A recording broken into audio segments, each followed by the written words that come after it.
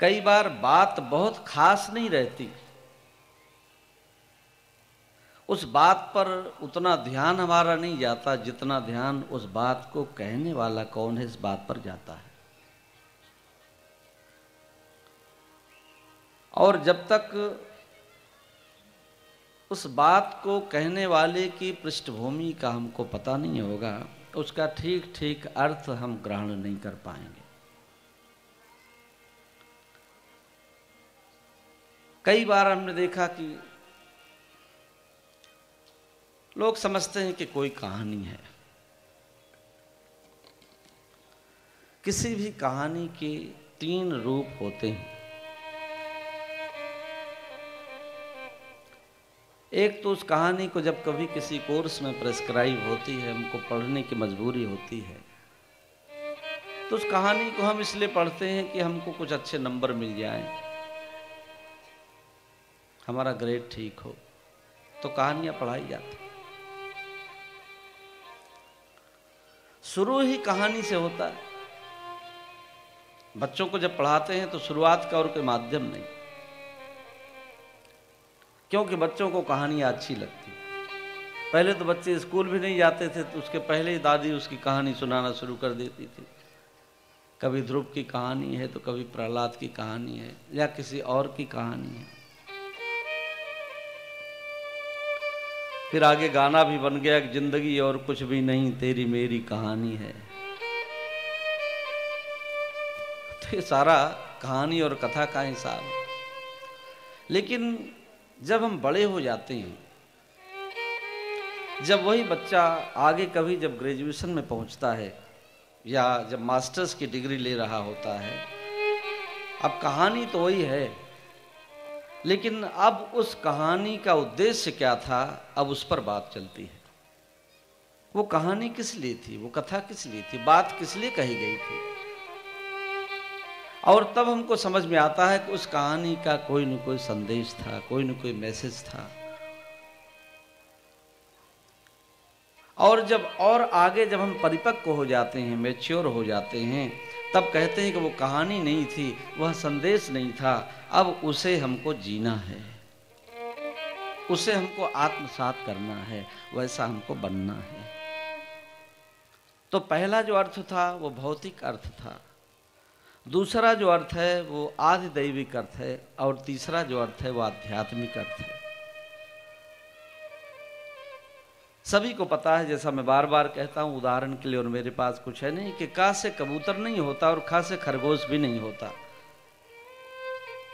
लेकिन बच्चे को हम कैसे पढ़ाएं, का लिखना सिखाएं कैसे, कितनी मजबूरी है वो जानता नहीं, तो कबूतर तो दिखाना पड़ेगा। इसलिए जब हम किताब में जब बच्चों को पढ़ाते हैं तो बड़ा सा कबूतर होता है और का तो कहीं कोने पर लिखा होता है। ऐसे ये बड़ी सी कथा होती है, लेकिन इसका उद्देश्य है एक दिन हम इस कथा को अपने जीवन में उतारना और आत्मसात करना सीख जाए। महर्षि वेदव्यास जो इतने ज्ञानी हैं, और हम समझते हैं कि ज्ञान के प्रकाश को समझने के लायक बनाने वाले, क्योंकि वैदिक ज्ञान को समझना बड़ा कठिन काम है। वेदों को आप एक नहीं 1000 बार पढ़ जाएं, समझ में आने वाला नहीं कि क्या लिखा है। व्याख्या भी कर लो हिंदी की तब भी बात समझ में आने वाली नहीं। और देखो सच्ची बात तो यही है कि अगर किसी ने भगवान को समझा है ठीक से तो हमारी माताओं ने समझा। देखो उत्सव कब होता है, जब मन में उत्साह होता है ना। तदेव रम्यं रुचिरं नवं नवं, तदेव रम्यं रुचिरं नवं नवं, तदेव शश्वन् मनसो महोत्सवम्, तदेव शोकार्णवशोषणं नृणाम् यदुत्तमश्लोकगुणोऽनुगीयते। बड़े धैर्य से कुछ समझने की चेष्टा करेंगे। उत्सव तो हम मनाएंगे ही, तो आपको बड़ा आनंद मिलेगा। मुझे तो मिलता है, आपको कितना मिलता मुझे नहीं मालूम। उत्सव कब होता है? जब किसी को अपना मान लेते हैं।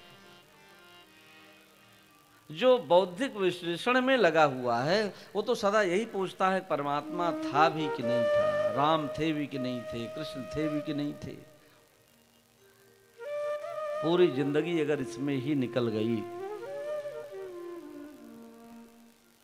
तो उत्सव कहां संपन्न होगा?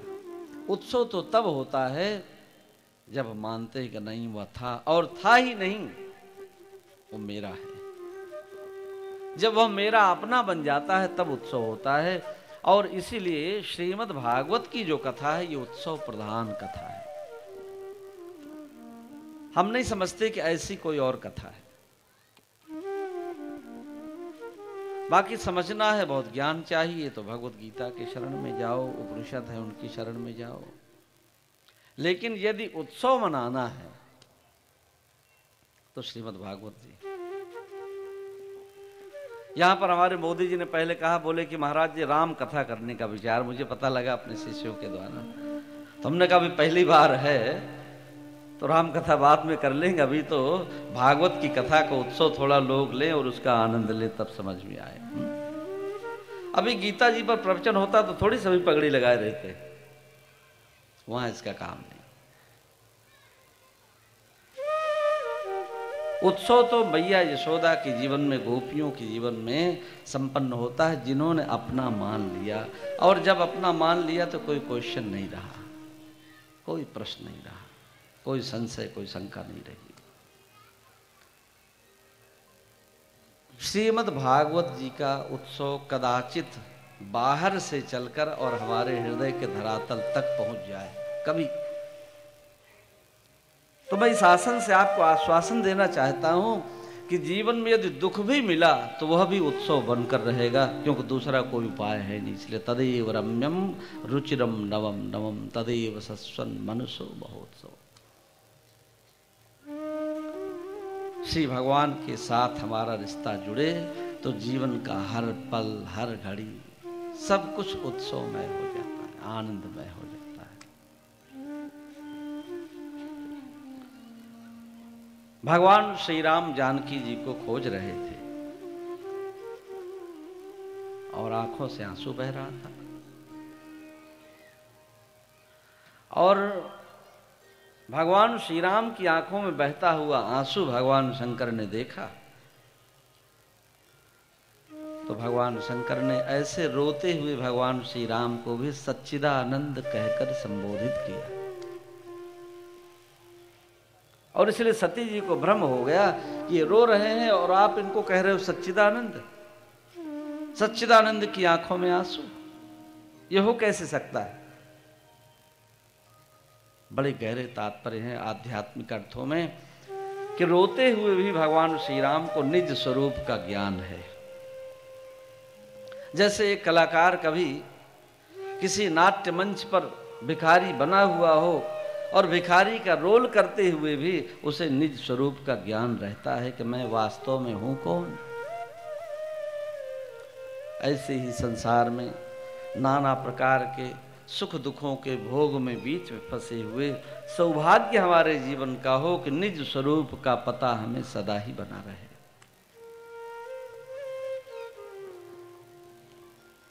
हे खग मृग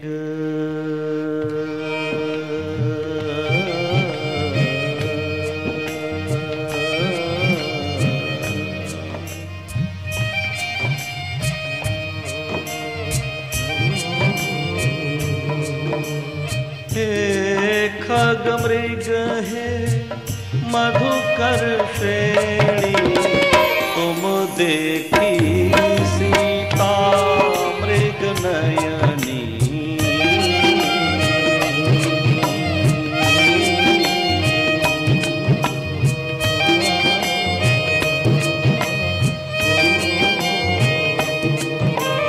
हे खग मृग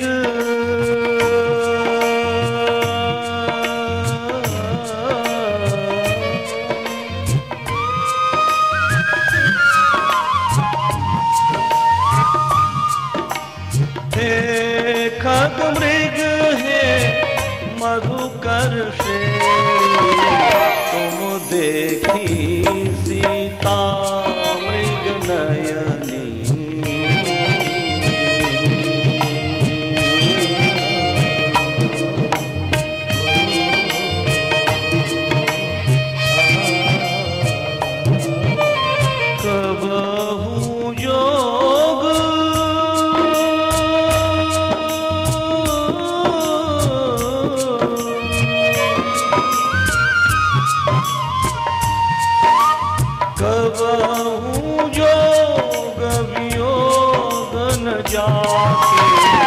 देखा प्रगट विरह दुख ताके,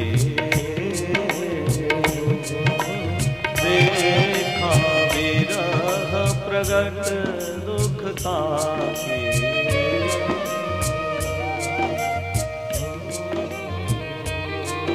भगवान श्री राम की आंखों में बहता हुआ आंसू और जानकी जी को खोजते हुए दुखी भगवान श्री राम। आंखों में आंसू बह रहा है और कदाचित ऐसा तो आज भी कोई नहीं खोजेगा। भगवान श्री राम लता तरु पादपों से भी पूछते हैं कि बताओ तुमने कहीं मेरी प्रिया को देखा।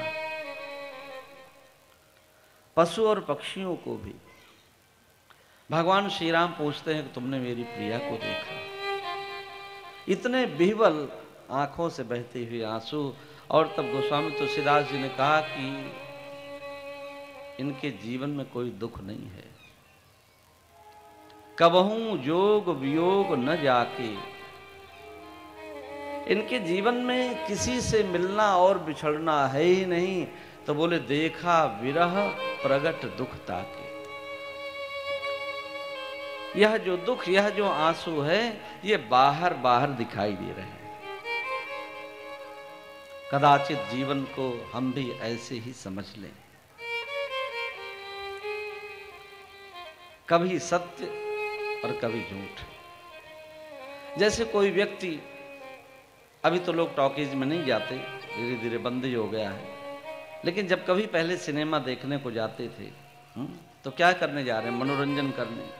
माताएं सब पहले से ही तैयार होकर भोजन वोजन बनाकर अपनी सास को भी थोड़ा प्रसन्न कर, कहीं ऐसा न हो जाते जाते कोई समस्या पैदा कर दे।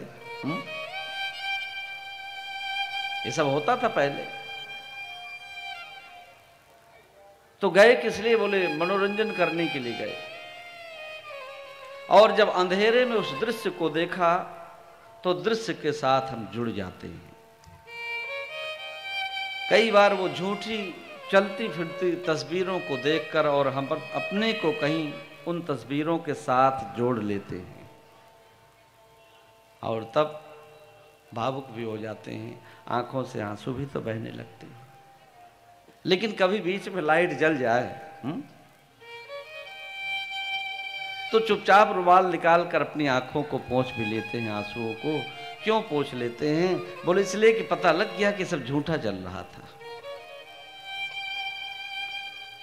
अंधेरे में थे तो दृश्य से जुड़ गए थे, इतने जुड़ गए थे, इतने करीब हो गए थे कि वहां उस दृश्य जो झूठे थे उसके साथ अपने को जोड़कर भावना में बह गए। लेकिन जैसे ही प्रकाश हुआ तुरंत हमको पता लगा, अरे मैं कहाँ खो गया था, ये तो सब झूठा है। ऐसा ही तो संसार है। इसलिए कहा मोह निशा सब सो निहारा, देख ही सपन अनेक प्रकारा। मोह की नींद है या मोह का अंधेरा है, उस अंधेरे में हम जुड़ गए हैं। इतने जुड़ गए कि जिससे जिससे जुड़े सब ठीक मालूम पड़ते हैं। लेकिन कभी जीवन में जब वह ज्ञान का प्रकाश हमको मिलता है, इसीलिए तो अंधेरे का अस्तित्व होने के बावजूद भी श्रुति ने कहा तमसो मां ज्योतिर्गमय। ठीक है, बहुत दिन अंधेरे में रह लिया, लेकिन चलो प्रकाश की ओर चलो, प्रकाश की ओर बढ़ो, उस ज्ञान की ओर बढ़ो। और तब हमको पता लगेगा सपने हो ही भिखार नृप, रंक नाकपति सो जागे हानि न लाभ कछु, जिमी प्रपंच जिय जो। तब ये पता लगेगा कि सपने हो ही भिखारी नृप। सपने में कोई भिखारी भी राजा होने का सपना तो देख सकता है, और कोई राजा यह भी तो देख सकता है, सोच सकता है कि हम भिखारी हो गए।